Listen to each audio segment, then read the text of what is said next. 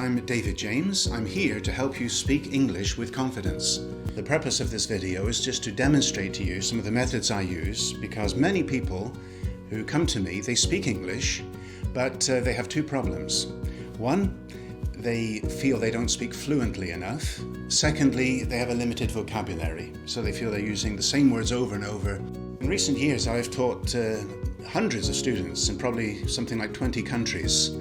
Many of them are professionals, university students, those wanting maybe a job with an international company, taking TOEFL or IELTS exams have helped them get good grades. So from all that experience, I've been able to see what the majority of them need. And it's interesting that most of them say, I would like to speak English with confidence. From all the lessons I've given, I noticed four key elements that can really affect a person's use of English.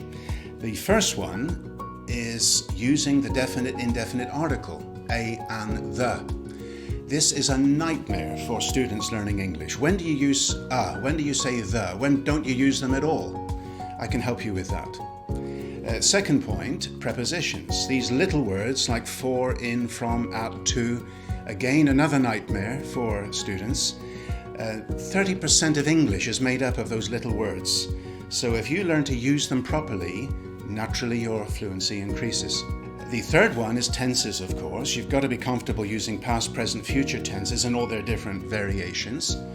And the fourth area, vocabulary, but learning advanced vocabulary. When I say advanced, I don't mean words that nobody's heard of, but words that are on a higher level of English.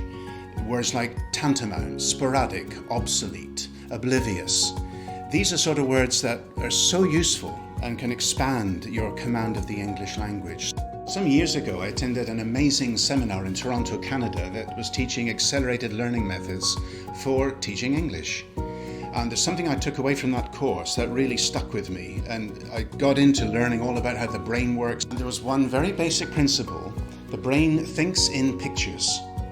So if you can associate a picture with a word or phrase, this makes a deep impression on the mind. So this has become the foundation of my teaching system.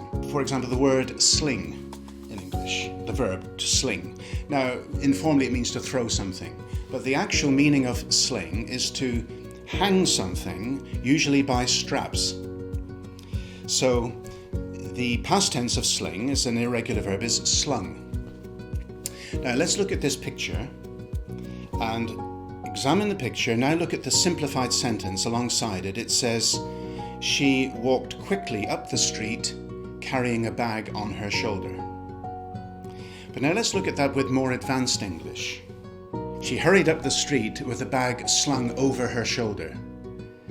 Now, you notice there we've got the word slung, but we've got it in a collocation. A collocation is a little group of words that naturally fit together. Here, it's slung over her shoulder.